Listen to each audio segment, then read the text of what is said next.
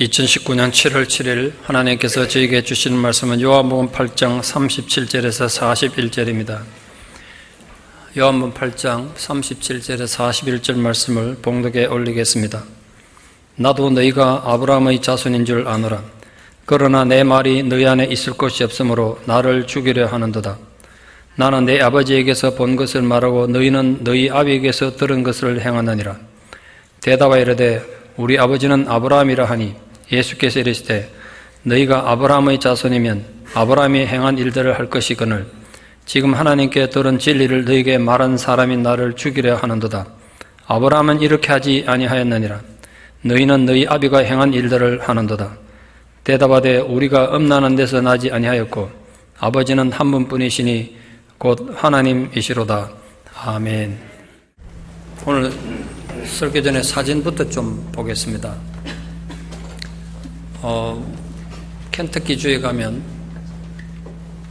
노아 방주를 실물 크기로 우리 창조과학에 속한 과학자들이 몇 년을 걸쳐서 비용을 1억 불을 들여서 만든 겁니다.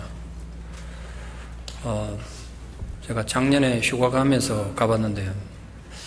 거리가 좀 멀어서 그래 가기가 좀 어렵습니다만 가는데 차로 3일, 오는데 3일, 운전만 일주일 해야 되는데, 근데 고맙게도 우리 5년 전에 성지순례 인도했던 여행사에서 지난주에 메일을 보내왔더라고요. 이 지역에 가는 여행 상품을 개발해서 여기 가기 전에 창조과학관 박물관이 있고요. 한 1시간 떨어지는 노아 박물관이 있는데 여기저기에서 한 2박 3일 코스를 해서 가겠다고. 여러분 개인이 가면 비용도 많이 들고 힘들어요. 그래서 좀 좋은 기회다 싶어서 뒤에 안내문을 놔뒀으니까 관심 있는 분 좀 최소 4명만 되면 된다니까 좀 같이 가보면 어떨까 싶습니다. 그 다음 좀 그림을 좀 보겠습니다. 예, 계속 넘겨주세요. 1층 들어가시면 각 동물 보관하는 함인데요. 밑에 이제 오물을 처리하는 장치가 되어 있습니다. 그 다음 장면이에요.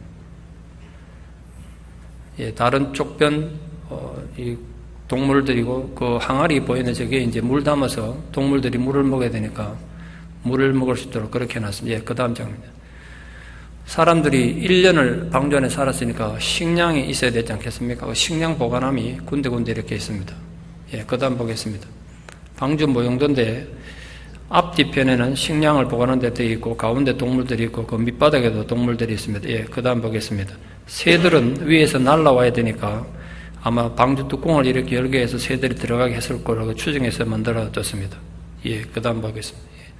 예, 그 밑에 보면 동물들이 있는 밑에 이제 식량을 공간은 제한되어 있고 1년 이상 살아야 됐으니까 소리가 왜 이렇죠? 예, 그 다음 보겠습니다. 방주 중앙 통로입니다. 예, 밑에서 올라가는 계속 그 다음 장면 보겠습니다. 방주 중앙 통로, 동물들이 오르내리고 하는 통로고요. 예, 그 다음 보겠습니다. 이게 지금 3층으로 된 어마어마하게 큰 건물 구조이기 때문에 그걸 방주로 떠받치는 기둥을 이렇게 나무로만, 전부 나무로만 이렇게 만들었습니다. 그 다음 보겠습니다. 2층에서 본 중앙기둥들이고요. 그 다음 장면이에요. 역시 중앙기둥 끝이 안 보이죠. 이 전체 길이가 135m쯤 되니까 엄청나게 큰 규모입니다. 그걸 이렇게 어떻게 만들었을까 싶을 정도로 실제로 노아가 만들었다는 게 이렇게. 예, 그 다음 보겠습니다. 동물들이 떠나던 방주 출입문인데 문이 얼마나 큰가 좀 비교해보라고 제가 써서 찍었는데 제 키 3배쯤 됩니다. 저는 넓고 높았기 때문에 코끼리도 들어갈 수 다니고 했겠죠. 그 다음 보겠습니다. 제가 방주를 생각하면 늘 고민됐던 게 두 가지인데요. 하나는 물을 어떻게 공급했을까? 그 1년을 살았거든요, 안에. 수많은 동물들하고 노아가 8명이. 근데 거기 이제 과학자들 연구해서 빗물을 지붕에 받으면 거기 안으로 고이도록 해서 그 빗물이 또 각 동물들 물 만드는 항아리 걸로 흘러가도록 그렇게 해서 물을 공급했을 걸로 그렇게 추정합니다. 저거 보니까 좀 이해가 되더라고요. 또 하나는 배설물인데요. 코끼리는 하루에 50kg 배설물을 쌉니다. 한 마리가. 그럼 그 얼마나 많겠습니까? 다른 동물들, 사람들도 마찬가지고. 그 대소변을 어떻게 처리해서 그 안에 질식해 죽을 거라고 처리 못하면. 근데 그거를 이런 식으로 배설물을 모아가지고 옆에 이제 풍차를 돌리면 사람이 밟으면 이게 위로 올라가서 바깥으로 배설되도록 이렇게 했을 것이라고 이제 과학자들이 고민해서 만든 겁니다. 근데 보니까 그렇겠구나 이해가 되더라고요. 그 다음 보겠습니다. 역시 2층 식량창고 보관창고고요. 그 다음에요. 제가 사진에 다 못 찍어서 그런데 중요한 장소가 이제 목공소입니다. 1년을 바다 위에 떠 있었기 때문에 여기저기 탈이 날 수 있지 않겠습니까? 그때를 대비해서 목공소도 있었을 걸로 이제 과학자 추정해서 만든 겁니다. 그 다음 보겠습니다. 분명히 사람들이 1년을 살았으니까 이렇게 침실이 있었을 걸로 이렇게 잘 돼 있었는지 모르겠지만 노아 가족의 침실입니다. 그 다음 보겠습니다. 가족들 거실이고요. 그 다음에 부엌도 분명히 있었겠죠. 1년간 먹고 살아야 했으니까 부엌입니다. 그 다음에 부엌에 있는 화덕입니다. 생걸 먹을 수는 없으니까 어떻게든 해 먹지 않겠습니까? 그리고 화덕에 기둥이 바깥으로 내 있어서 불을 피우면 연기가 나가도록 그렇게 했을 걸로 추정해서 만들었습니다. 실물 크기로 만들었습니다. 1년 동안 먹어야 했으니까 분명히 사람들 먹었지만 동물들도 먹어야 되잖아요. 그래서 부엌에 식품과 장비를 저장하는 창고도 있어야 했습니다. 그래서 만들었고요. 그 다음에 1년 동안 사람이 채소를 전혀 안 먹고 비타민C를 섭취 못하면 다 죽죠. 그래서 채소를 어떻게 공급했을까? 그래서 과학자들이 고민하다가 간접 채광으로 해서 이렇게 안에서 채소를 기르지 않았을까 해서 채소 재배하는 장치를 만들었습니다. 실제로 그런지는 모르지만 이렇게 과학자들이 수백 명 모여가지고 고민해서 만든 거죠. 비둘기 날리는 노아 모습입니다. 여기까지입니다. 화면 좀 바꿔주시고요. 제가 이 노아 방주에 대해서 듣기도 많이 보고 영화도 보고 신학교에서도 배우고 있는데 이 거대한 규모를 노아가 만든 게 그대로다고는 하진 않겠지만 그런 규모의 배를 직접 보고 숨이 딱 막히더라고요. 그리고 맨 먼저 든 느낌이 뭐냐면 도대체 이걸 어떻게 만들었을까? 이 거대한 구조물을 4명의 남자와 4명의 여자가 만들었다는 거 아닙니까? 무슨 변변한 장비도 없고 누가 재료를 공급해 주는 것도 없이 맨손으로 120년에 걸쳐 만들었다니까 이 실물 크기의 방주를 보고 제가 그걸 정말 강하게 느꼈어요. 그거 웅장하면 그냥 기가 질리는 거죠. 도대체 어떻게 이게 가능했을까? 불가능해 보이는 이 방주를 이렇게 실물을 만들 수 있었던 이유는 딱 하나였던 것 같아요. 하나님의 말씀이 노아의 마음에 항상 머물러 있었기 때문에 가능했습니다. 누구나 말씀 듣고 은혜 받는 건 쉬워요. 순간적으로 감정적으로 은혜 받는다고요. 평소에 하나님 생각 한 번도 안 하고요. 말씀대로 전혀 안 살던 사람도 멋있는 설교 들으면 은혜 받아요. 그 자리에. 뭔가 감동이 온다고요. 그런 시간이 조금 지나면 은혜가 희미해지죠. 결국은 은혜 받았던 기억조차 없이 세상의 흐름을 따라 흘러가면서 타락하기도 하고 배역망덕한 그런 인물로 인생 끝내기 십상이죠. 그러나 노아의 마음에는 늘 분명한 하나님 말씀이 살아있었습니다. 그 기간이 무려 120년이었습니다. 우리 전생애보다 더 긴 세월 동안 노아의 마음 속에는 하나님 말씀이 한 번도 희미해진 적이 없었습니다. 그 힘이 바로 이 거대한 방주를 만들 수 있었던 원동력이었습니다. 대단한 기술력이나 초인적인 능력이나 탁월한 재능이 아니라 말씀에 대한 흔들리지 않는 믿음이 이 기적 같은 방주를 맨손으로 그 소수 인원이 만들어낼 수 있었던 것입니다. 오늘 예수님 자신을 믿었던 유대인들과 또 오늘 이 시대에 신앙을 하는 우리들에게 바로 그 문제를 심각하게 다루며 말씀하고 있습니다. 그리고 오늘 우리에게도 이렇게 묻고 있으시죠. 우리들 마음속에는 하나님 말씀이 머물고 있는가? 어떤 환난이나 유혹 앞에서도 흔들리지 않고 하나님 명령에 따라 내 영혼의 방주를 완성할 수 있는 그 분명한 말씀이 내 안에도 머물고 있는가? 오늘 우리 함께 그것을 점검해보고 은혜 받는 시간 되기를 바랍니다. 첫 번째로 예수님을 믿는다고 다가왔던 그 유대인들의 거짓되고 헛된 믿음을 날카롭게 지적하셨어요. 지난주에 말씀드린 것처럼 지금 예수님 대화하고 있는 대상이 예수님 미워하는 바리새인들이나 예수님 대적자들이 아니에요. 예수를 믿는다고 나온 사람들이에요. 그들을 향해 예수님 이렇게 말씀하셨어요. 내 말이 너희 안에 있을 곳이 없으므로 나를 죽이려 하는도다. 너희들 지금 나 믿는다고 와 있지만 내가 보니까 너희들 안에 내가 가르쳐줬던 말씀이 하나도 머물러 있지 않구나. 그래서 결국 너희들이 나를 죽이려 하는구나. 이렇게 말씀하셨어요. 그래서 제가 충격적으로 받아들이는 거죠. 말씀이 그 안에 머물러 있지 않으면 예수 안 믿는 게 아니에요. 예수를 믿으면서도 예수를 죽이는 자가 된다는 건 충격적인 경고가 아닐 수 없죠. 우리는 거기서 예외입니까? 주님의 말씀의 내용이 문제가 아니었어요. 예수님이 너무 재밌게 설교해서 그런 게 아니었어요. 주님 설교가 뭐 은혜가 되느냐 안 되느냐 그게 문제가 아니었어요. 그들의 마음의 문제였어요. 그들의 마음엔 복음이 들어갈 공간이 전혀 없었던 것입니다. 예수님이 말씀을 듣는 그 인간들의 책임성을 강조해서 들려주셨던 굉장히 중요한 비유가 있죠. 씨 뿌리는 비유. 거기에 보면 맨 먼저 등장하는 비유, 길가에 떨어진 길가와 같은 마음의 비유가 있죠. 유대인들 마음이 그런 겁니다.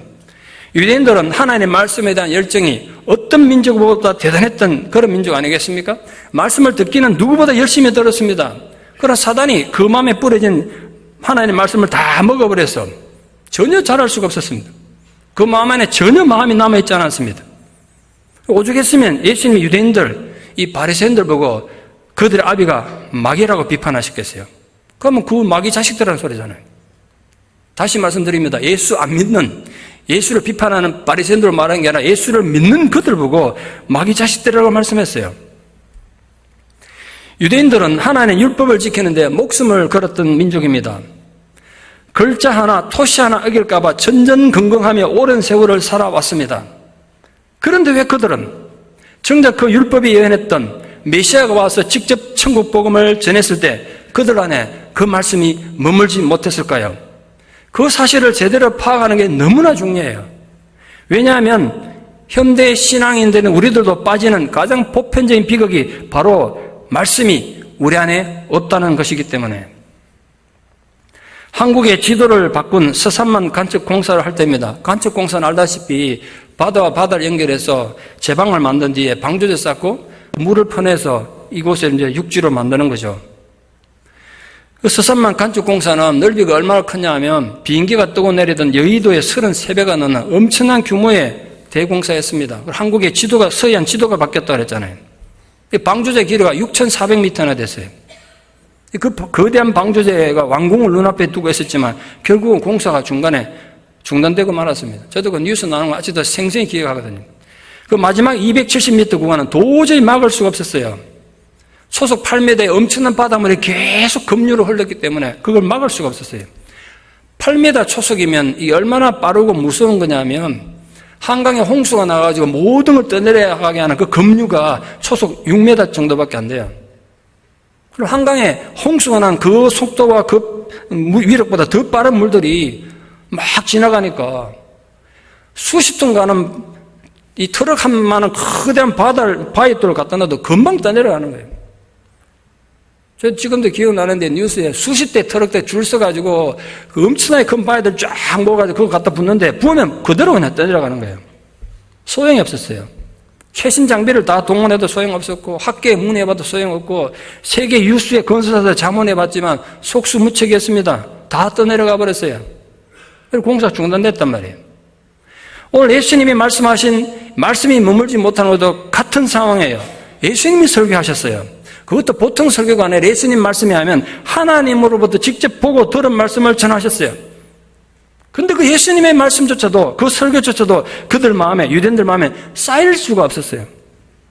그들 마음에는 그들의 아비인 마귀가 일으키는 영혼의 태풍이 불고 있어서 말씀이 도저히 머물 수가 없었기 때문에 그렇습니다.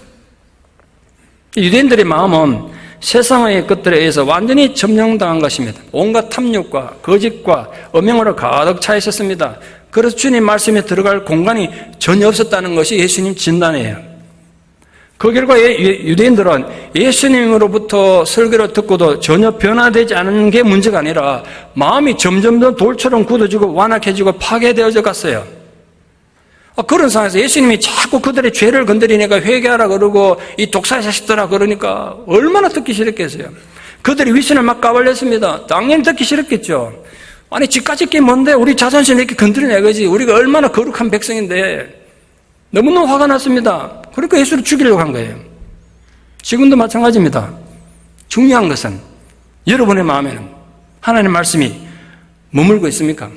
내가 머물고 있다 이렇게 주장하는 게 중요한 게 아니에요. 실제로 여러분 마음 안에 하나님의 말씀이 살아있냐 말이에요. 여러분의 마음에도 혹시 주님의 말씀이 있을 곳이 없이 온갖 잡다한 것들로 가득 차 있지는 않습니까? 자기 의와 세상의 탐욕과 자기 고집과 그릇된 확신으로 마음이 가득 찬 인간들에게는 말씀에 들어갈 공간이 없죠. 오히려 그런 상황에서 말씀을 들으면 들을수록 분노만 일어납니다. 아니 왜 은혜되고 위로되는 말씀이 많은데 이렇게 자꾸 우리 죄만 지적하냐고 분노합니다. 화가 나죠. 그때 아주 간단한 해결 방법이 있습니다. 예수를 죽여버리는 거죠. 내 마음에서 예수를 죽여버리면 더 이상 골치 아픈 소리 듣지 않아도 됩니다. 말씀이 자기 안에 머물지 않는 자들이 교회 일을 하게 되면 어떤 일이 벌어질까요? 저는 그런 경우를 너무 많이 보아왔습니다. 하나님의 말씀이 그 안에 머물지 못한 사람이 어떻게 하나님의 뜻을 실천할 수가 있겠습니까? 하나님의 말씀이 자기 안에 없는데 어떻게 진리를 알고 자유를 누릴 수가 있겠습니까? 정통교회에 소속된 교회 명부가 이런 교회 요람에 여러분 이름이 올라가는 그것이 하나님 자녀가 되는 증명서가 되는 것입니까? 예수님 말씀이 하면 결코 아니라는 거예요. 중요한 것은 정말 말씀이 우리 안에 살아서 머물고 있느냐 이것입니다. 사실 요즘은 말씀이 홍수 속에 살지 않습니까? 어떨 때는 제가 가끔 상상해 봅니다만 1시간 여기서 아무 말 안 하고 그냥 침묵으로 설교를 한번 해볼까 이런 생각도 들어요. 더 이상 제 설교가 필요 없는 시대 아닙니까 사실. 그래서 중간에 다 돌아가겠지 이 생각을 상상해보는 거죠 제가. 더 이상 제가 무슨 설교할 필요가 있나 이런 생각이 들어요. 말씀이 홍수 속에 사는데요. 그런데도 삶이 변하지 않는 이유는 듣기는 많이 듣는데 그 말씀을 거부하고 내 마음에 안 들면 안 받아들이고 그러다 보니까 말씀이 내 안에 머물지 못하는 거예요. 아시시의 성자 프란시스코는 이렇게 말한 적이 있습니다. 나보다 더 비열하고 나보다 더 비참하고 더 가련한 사람은 세상에 결코 없을 것이다.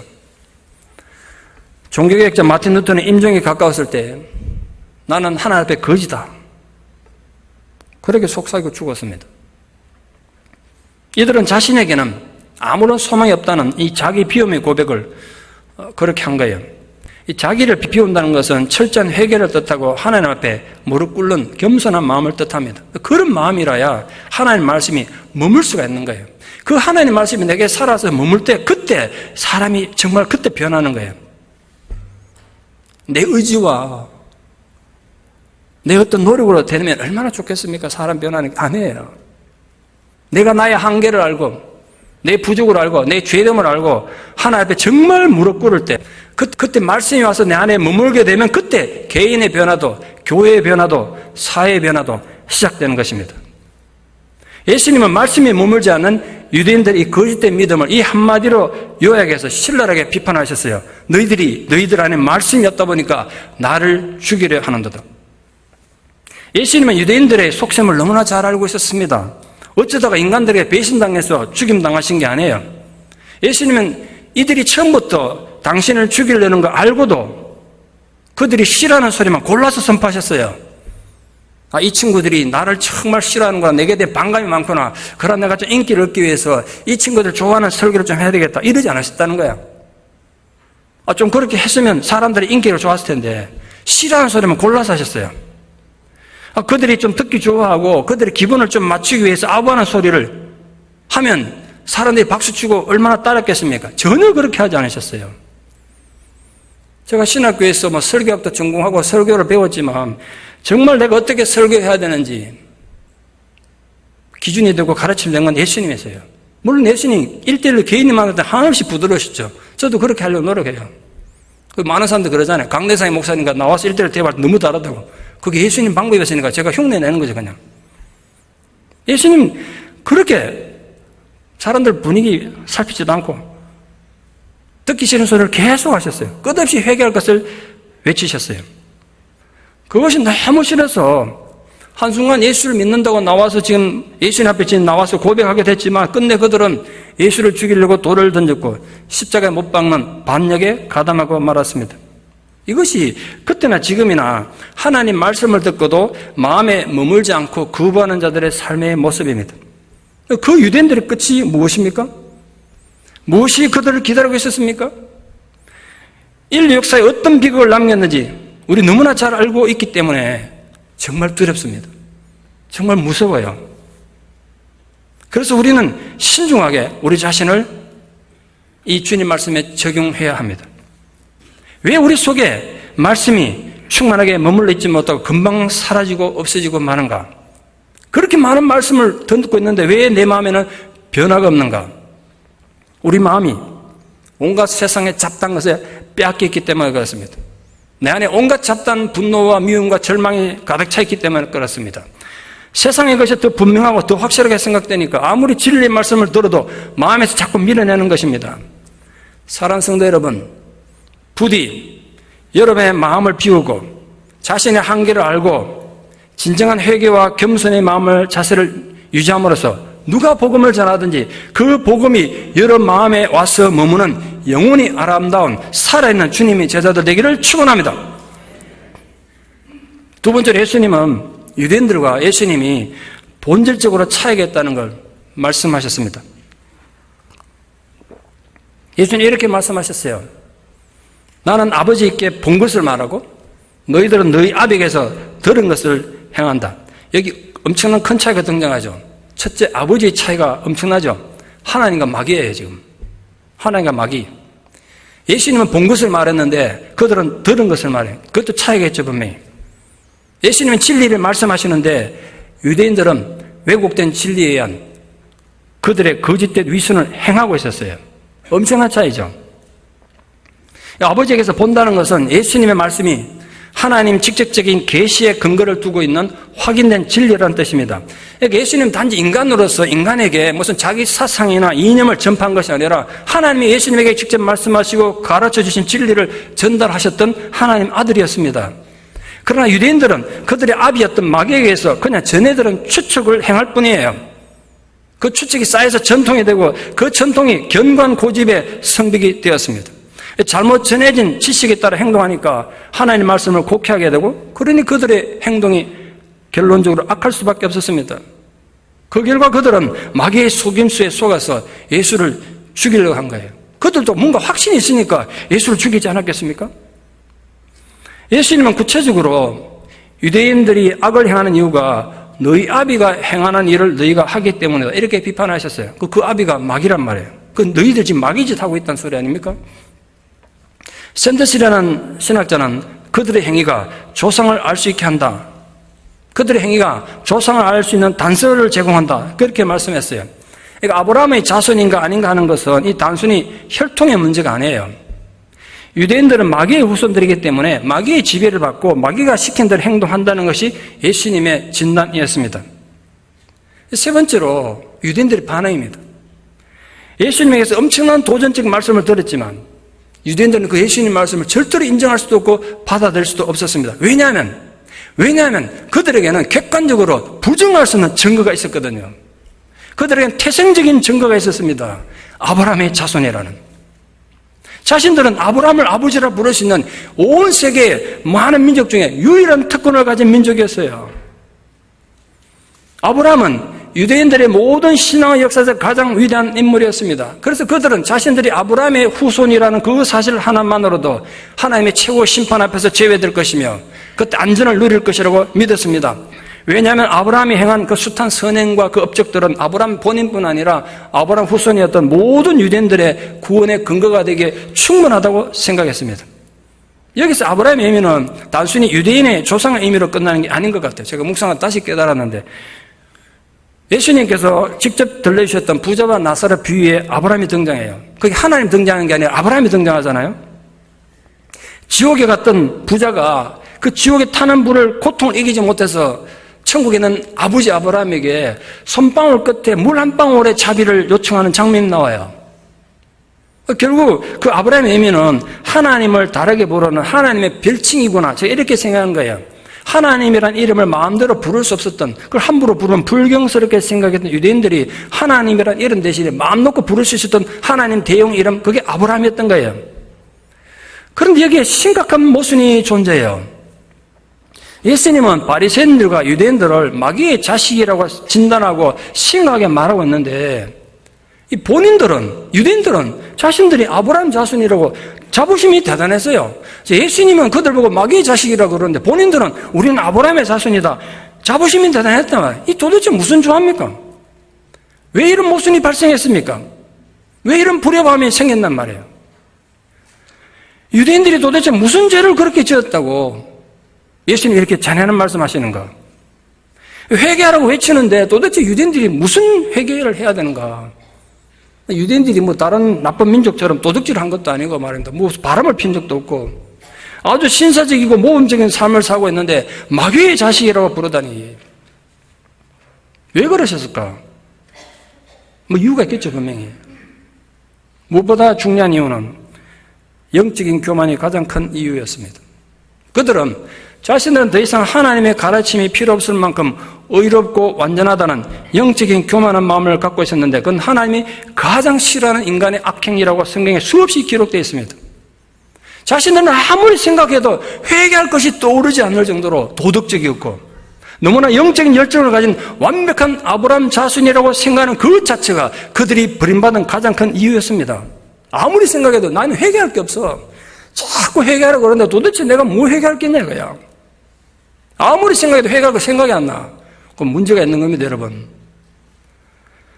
두 번째로 그들의 거짓된 삶의 태도 또한 심각한 문제였습니다. 예수님은 그들을 보고 너희 아비가 행한 일을 하라 그랬습니다. 그 아비는 마귀를 말합니다. 마귀가 행한 일이 무엇입니까? 에덴 동산에서부터 처음부터 마귀는 거짓말하는 존재였고 살인하는 자였다고 성경에서 기록합니다. 유대인들이 그랬다는 거예요. 세 번째로 타성에 젖은 종교행위가 마약처럼 그들의 양심을 마비시키고 있었습니다. 열성적인 종교행위가 우리는 이렇게 대단한 의인이라는 착각 속에 집단적으로 빠지게 만들었습니다. 교만과 거짓과 타성에 젖은 종교행위, 이것들이 유대인들의 치명적인 문제였던 것입니다. 그들은 아브라함의 자손이라는 것이 너무나 견고한 교만의 껍질에 대해서 그들의 생각을 뒤덮고 있었습니다. 이 종교적인 자만과 사회적 교만이 우울감이 겹쳐져서 하나님 아들이 직접 와서 말씀하셨는데도 그 말씀이 들어갈 공간이 없었습니다. 그 결과 그들은 자신들을 자유케 할 진리의 말씀을 들으면서도 그를 죽이려고 혈안이 되어 있었습니다. 유대인들의 이런 모순된 태도는 현대인 우리 신앙인들에게 분명히 교훈이 되지 않습니까? 지금도 많은 사람들이 자신의 무슨 특별한 사회적 지위나 자기 가문에 대단한 걸 내세워서 자신은 특별한 존재라고 생각하는 교인이 얼마나 많은데요. 또 어떤 사람, 이런 사람 많이 봤어요. 자기 교회는 대단한 교회라는 거야. 뭐 교회의 의미를 가지면 좋겠습니다만 그 교회가 훌륭한 교회이기 때문에 자신도 훌륭한 교인이라고 생각하거나 우리 집안은 훌륭한 믿음의 집안이기 때문에 나는 믿음의 후손이기 때문에 구원이 증거인 것처럼 착각하는 사람도 굉장히 많아요. 근데 아니란 거야. 예수님 말씀에 하면 세상에 딱 두 종류의 사람이 있는데 하나는 하나님의 자녀, 하나는 마귀의 자녀입니다. 두 종류의 신분이 있을 뿐이에요. 여러분 누구 자손입니까? 여러분 하나님 자녀인 거 확실합니까? 아니면 마귀의 자녀, 둘 중에 하나, 그 중간은 없어요. 마귀의 자녀의 특성은 욕심과 거짓입니다. 교만과 허영입니다. 진리를 아무리 외쳐도 교만과 허영이 가득 찬 마음에는 말씀에 들어갈 공간이 없습니다. 그 결과 진리에 서지 못합니다. 또한 전통과 역사를 덜먹이기를 좋아하는 사람도 많습니다. 특히 자신의 과거의 신앙을 덜먹이며 과시하는 사람도 많죠. 자기 옛날에 이래 했다는 거예요. 제가 항상 말씀드리지만 신앙은 과거도 아니고 미래도 아니에요. 지금 현재예요. 지금 현재 내 믿음이 어떠냐예요. 그 결과 결코 그들은 자신이 변화되려거나 새로워지려고 하지 않았습니다. 자기가 과거에 이랬다는 것 때문에. 그런 자세로 신앙생활하면 인생이 지쳐서 고갈되는 건 시간 문제입니다. 과거의 업적만으로 살아갈 수 있는 개인도 교회도 결코 존재할 수 없습니다. 네 번째로 자신들이 아브라함의 자손이라는 이 거릇된 자부심에 견고히 사로잡힌 유대인들을 예수님은 단 한마디로 산산히 부셔버렸어요. 그들의 교만을. 너희들이 너희 마들처럼 아브라함의 자손이라면 아브라함이 행한 일들을 행하여야 할 것이다. 그 말 뒤집으면 지금 너희들은 아브라함의 자손이 아니므로 아브라함의 일을 하지 않고 악을 행한다 라는 은유를 말씀드리는 거죠. 그래서 예수님 죽이려고 한다는 거예요. 아브라함 자손이라면 결코 그럴 수 없다는 거죠. 아브라함이 한 일은 무엇입니까? 우리가 뭐 성경에 너무 잘 알지 않습니까? 아브라함은 한평생 하나님 뜻에 순종하며 하나님 의를 이루기 위해서 부단히 노력했던 하나님 사람이었습니다. 아브라함은 땅 문제 때문에 문제가 생겨서 조카의 종노예들과 자기 종이 싸우니까 기꺼이 조카에게 땅을 양보했던 겸손한 사람입니다. 아브라함 그러면 무엇보다도 순종의 사람 아니겠습니까? 정말 이해되지 않는 하나님의 명령에 계속해서 순종했던 위대한 순종의 사람이었습니다. 본토 친척 아비 집을 떠나는 것에서부터 시작해서 늙음하게 얻었던, 정말 귀하게 얻었던 아들 이스마엘도 하나님 떠나보내라. 그러니까 그걸 떠나보냈어요. 결국은 모리아산에서 번제단을 버려놓고 외아들을 죽이려고 이삭을 묶어놓고 높이 칼을 치켜들면서도 하나님에게 저항은커녕 한마디 불평조차 하지 않았습니다. 하나님 왜 이렇게 해야 됩니까? 질문조차 하지 않았습니다. 이해할 수 없는 하나님의 명령에 그저 묵묵히 순종했던 것이 아브라함이 행한 일들이었습니다. 아브라함은 나그네를 대접하다가 천사를 대접했던 온유의 사람이었습니다. 아브라함은 결코 하나님 보내신 사자를 외면하거나 무시하지 않았습니다. 결국은 그 사자를 대접하는 게 하나님 대접하는 거니까.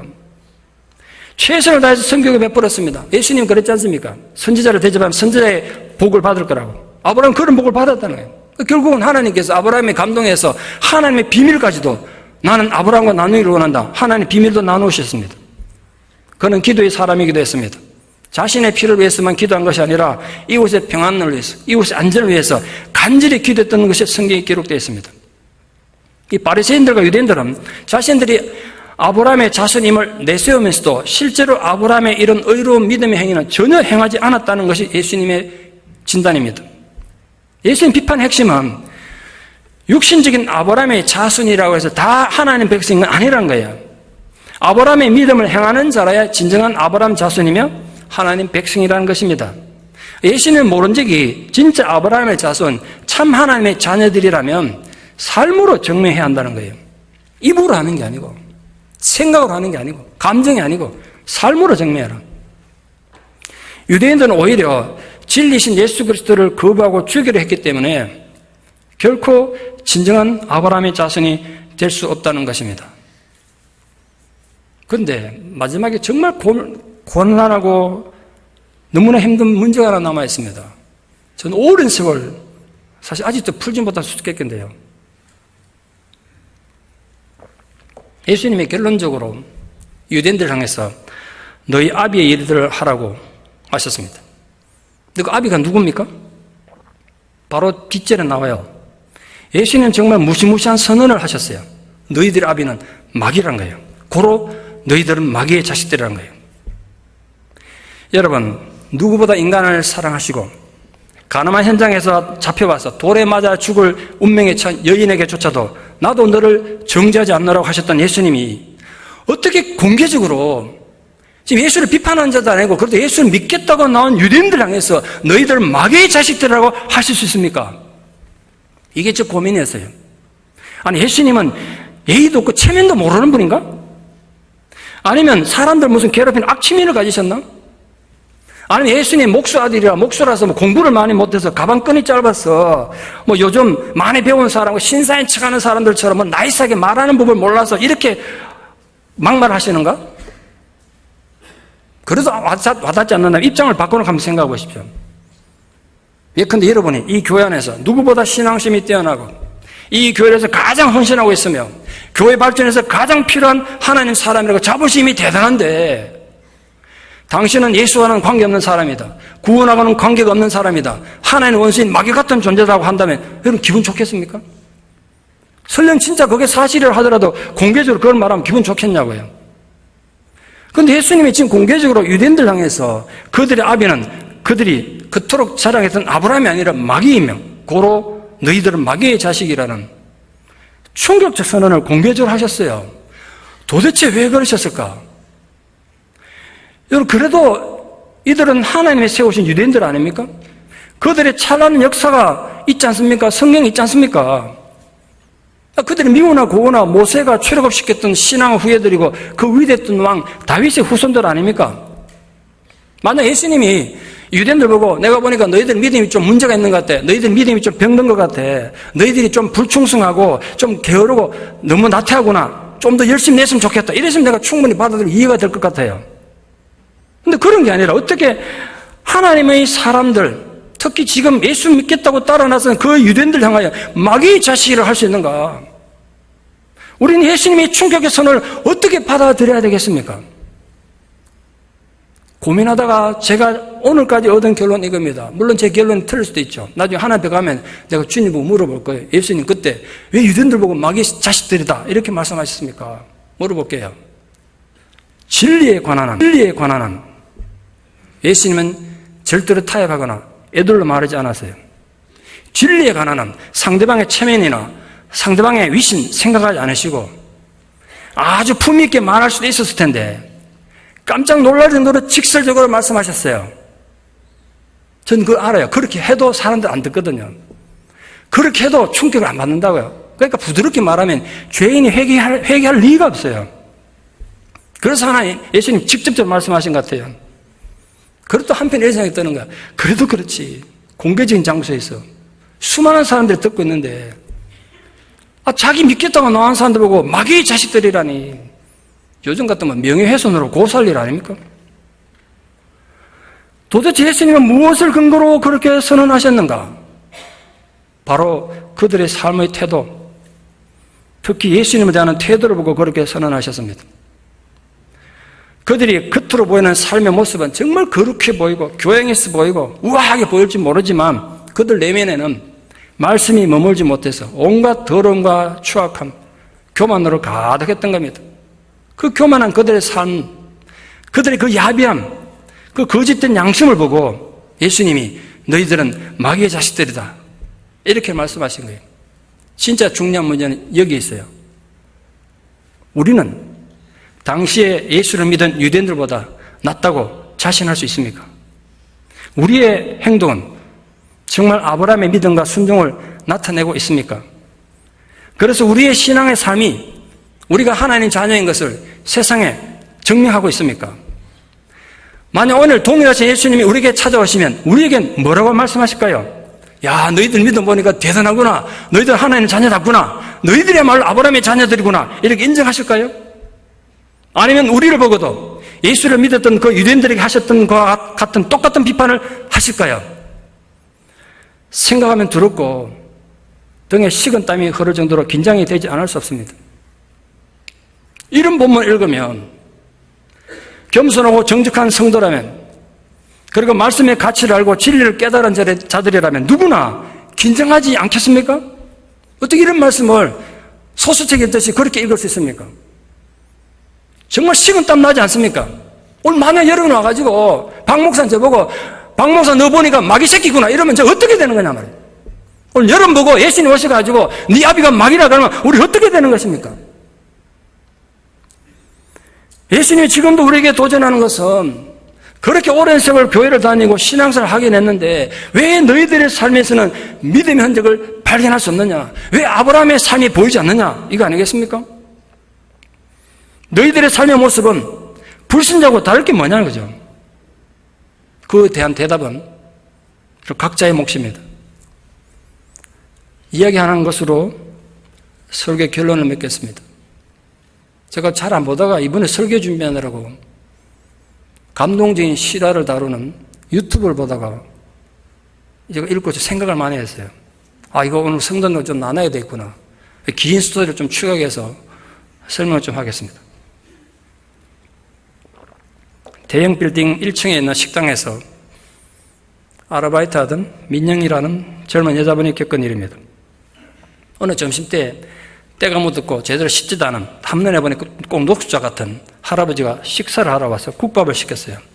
식사하시고 얼마냐 물어서 6,000원입니다 이랬더니 할아버지 지갑을 꺼냈는데 지갑 보니까 1,000원짜리 딱 한 장 있더라고요. 그걸 꺼내서 자신 있게 1,000원을 탁 주더라고요 자기한테. 보니까 할아버지 치매 환자 같아요. 돈의 가치 개념이 없는 거예요.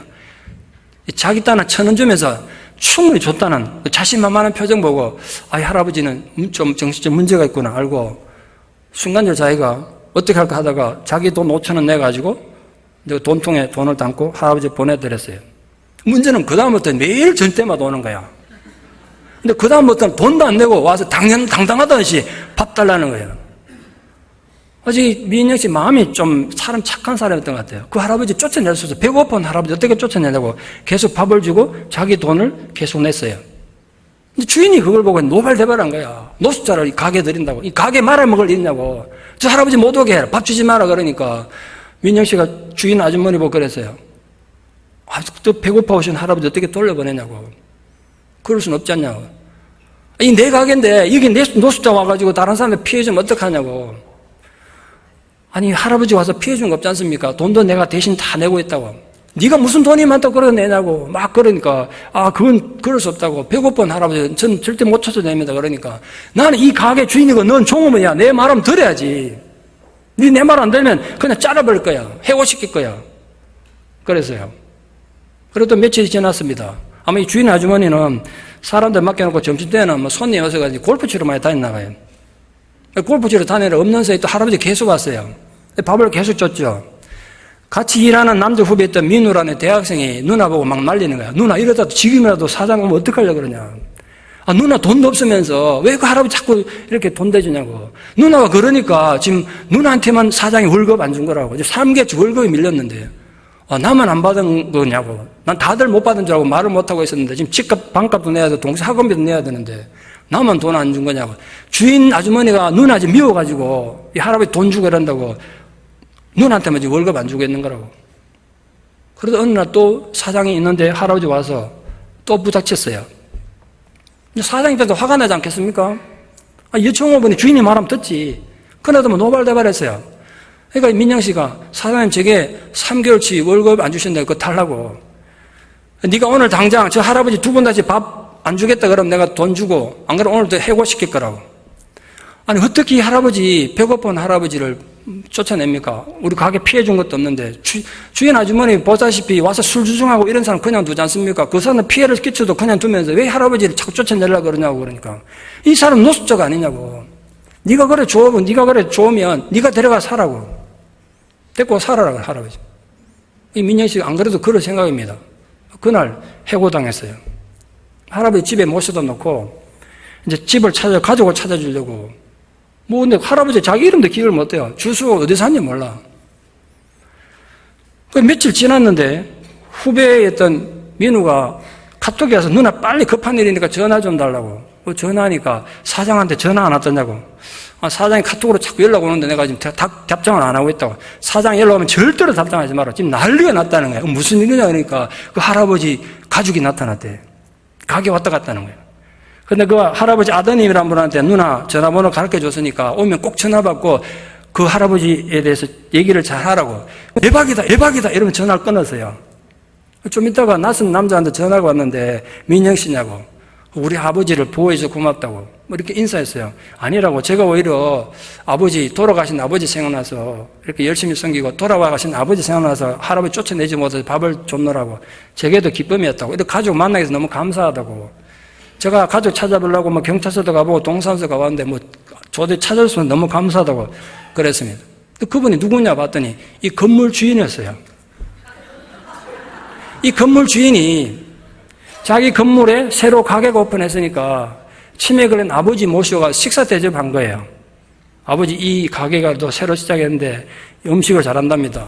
이게 아버지가 치매 걸린 상황에서 아들하고 같이 왔던 그 식당을 기하고 거기만 계속 온 거야. 어디 멀리도 못 가고 빌딩 주변을 뺑뺑 돌고 있으니까 제대로 씻지도 못하고 이랬으니까 노숙자처럼 보인 거예요. 근데 이 아들은 아버지가 어디 갔는지 모르니까 딴 데서 한 달 찾아다니다가 만난 거예요. 내가 민우를 통해서 그동안 사정을 다 들었다고. 뒤에 어떤 일이 벌어졌냐면 이 주인이 이 민영 씨가 너무 고마워가지고 그 빌딩 2층에 넓은 공간에 공짜로 새로 줘서 커피 하우스는 할 줄 그래 공짜로 줬어요. 모든 걸 다.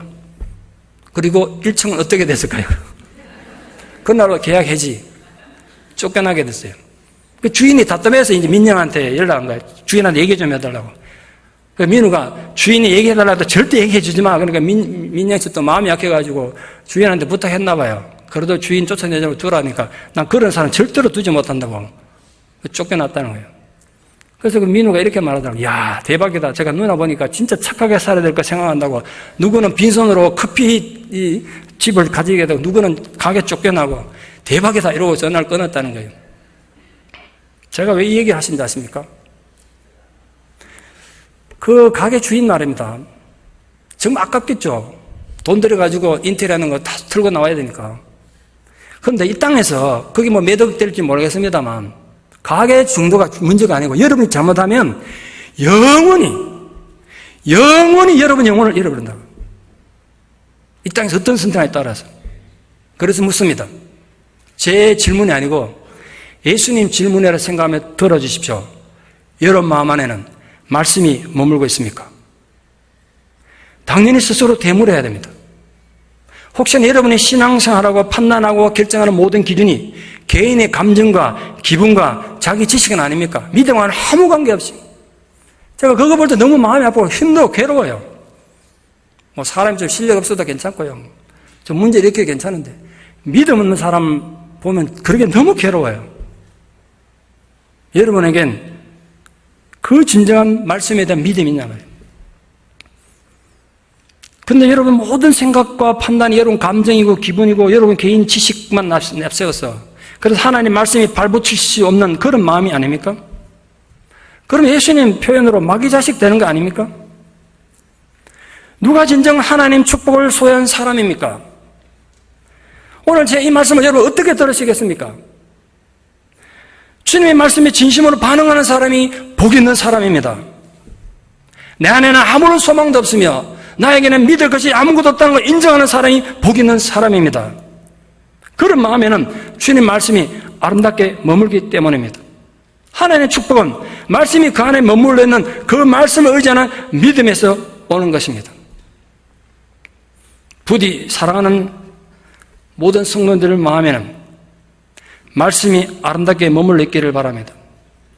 말씀에 견고하게 뿌려내려서 어떤 인생의 거센 풍랑과 폭풍이 몰아닥쳐도 하나님 평안과 위로를 얻는 자들 되기를 바랍니다. 여러분 안에 머무는 그 진리에 인하여 진정으로 자유를 누리는 진정 아브라함의 자녀이며 하나님 자녀라는 인정을 받을 수 있는 복 있는 성도로 남은 생애를 살아가시기를 진심으로 축원합니다. 기도드리겠습니다.